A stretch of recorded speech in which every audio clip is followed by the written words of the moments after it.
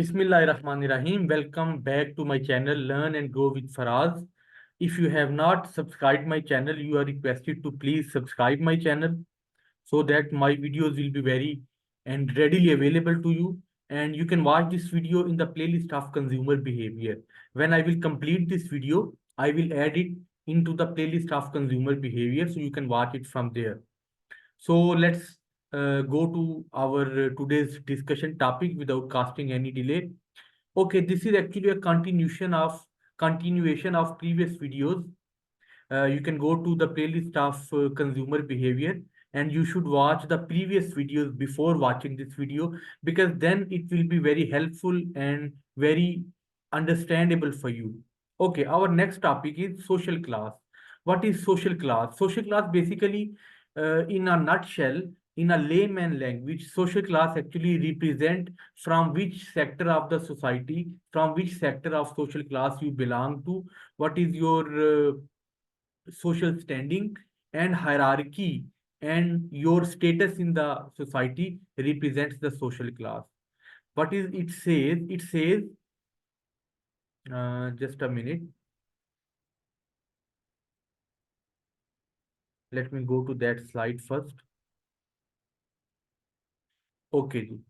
It says the division of member of society into a hierarchy of distinct status classes so that the member of each class have either higher or lower status than members of the other classes. It's saying basically description of classes and their names will provide the detail of social class. Like there is a division in the society and there is a hierarchy which actually gives middle class, upper middle class, higher class, or poor class or lower class. So that hierarchy actually represents the social class. Either you belong to higher or lower status, that members of the it represents you and shows you a member of the class. Okay, social class measurement and distribution table. It is saying in America, it is talking about America. These slides are meant for uh, are derived from American writer and from the book of an American writer. So these slides will give you examples from the US. Okay, almost 16.8% people are lower class in America.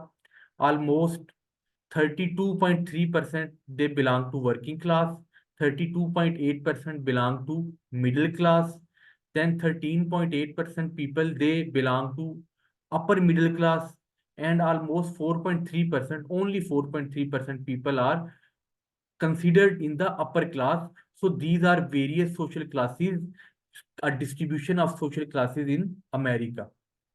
Okay. Then social class measurement. Social class, how social class is measured? There are basically two ways. One is subjective measures and the other one is objective measures. Subjective and objective measures. Subjective measures, what are subjective measures and what are objective measures? Let's understand. Individuals are asked to estimate their own social class position. Subjective measures mean where you take opinion from the individuals and individuals are asked to estimate their own social positions. An individual explain more about their own social class position, that this is my social class standing, whether I belong to middle class or upper middle class or higher class. And objective measures, individuals answer specific socio-economic questions and then are categorized according to the answers. There are some specific socio-economic questions, and if I am there to answer, I will have to answer different socio-economic questions, and then on the basis of those questions my socio-economic status would be measured, and then it will be realized, or it will be analyzed, or it will be answered that which social class I am standing or which social class I belong to. Okay, these are objective measures where specific socio-economic questions are asked, and on the basis of those answers, my social class is determined. And then subjective measures, everyone uh, actually asked to estimate their own social class positions in case of subjective measures. Let's move to next slide. objective measures, single variable indexes and composite variable indexes.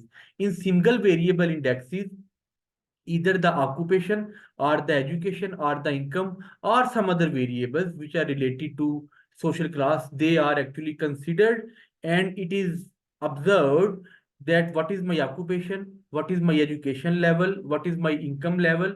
So these, on the basis of those variables, those are objective measures. On the basis of those variables, my social class is determined. Then composite variable indexes, where multiple variables, they are seen together, and on the basis of those variables, my social class is determined. It is the index of status characteristics, socioeconomic status score. Socioeconomic status score means what is my score on the basis of composite variables, what is my score on socioeconomic status score, and then on the basis of those socioeconomic variables, my social class is determined. Like it's saying in the bottom, for single variable indexes, occupation is commonly used. Okay, occupation is commonly used. Education is often combination with occupation or alone. A college degree is often deciding factor of evaluating one's social class. Okay, income is frequently used, although not all researchers agree on it. Because two individuals will spend that income in two different ways, they have different values that reflect lifestyle of different social classes. Then it says, let's move a little bit down. Because single variable are often too narrow for indexing social class, many researchers will use composite variables. The index status characteristics takes occupation, source of income, house type, and quality of neighborhood in account. The socioeconomic status score, which is from US Bureau of Census, combines occupation, family, income, and education level. Okay, let's move to our next slide. Just a minute. Okay.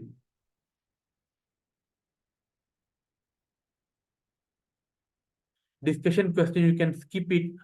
Okay, then social class mobility.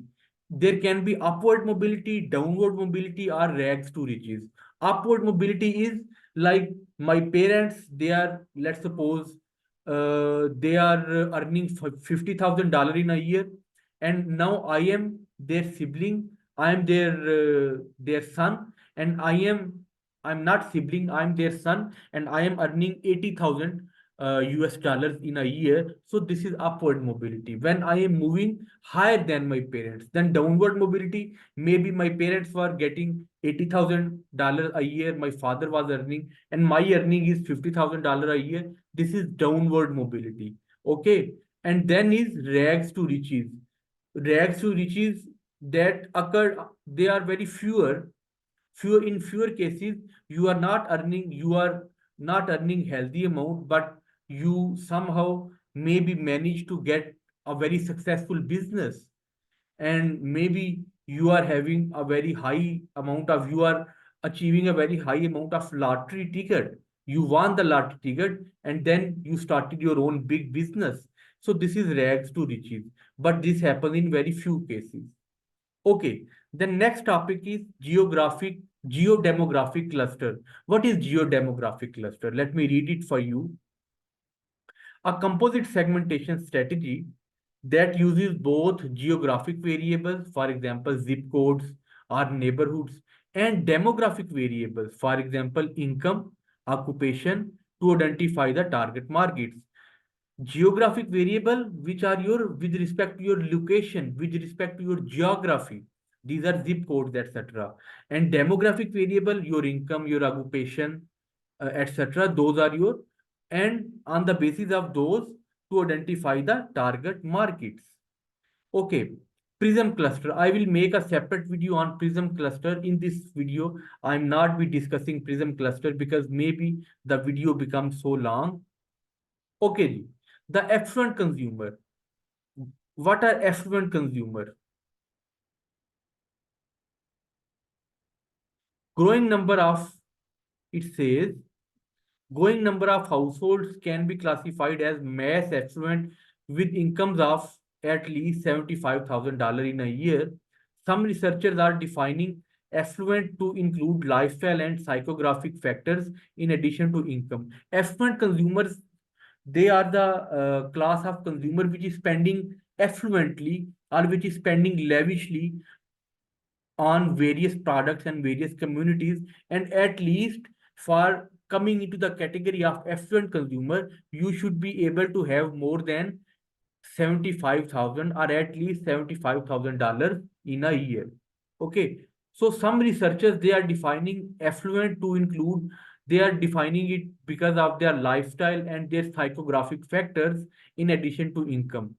They are not actually including only the income. Income is the most important aspect for sure, but some researchers, they are defining affluent to include lifestyle and their psychographic factors in addition to income. Okay. Okay, this is an ad for your actually, this is for your own understanding. What is the name of segment targeted by the ad and why the ad appeal shown here? So this ad was used because it is effective for affluent consumer. This is effective for affluent consumer. You can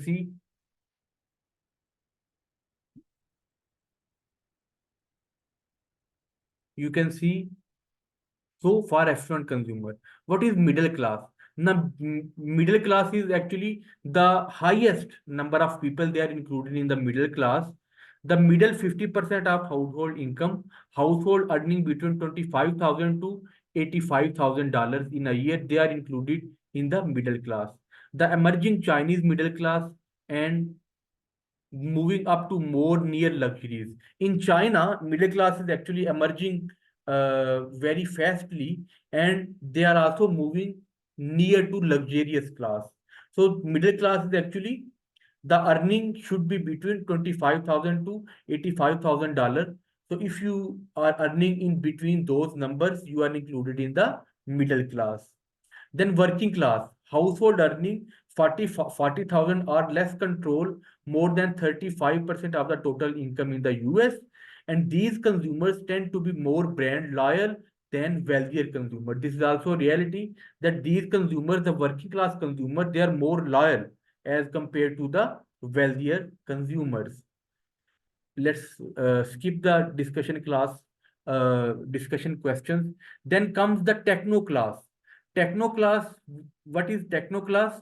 Having competency with technology, who are very competent class of the society, and they are very good in using, they are very handy in using the technologies.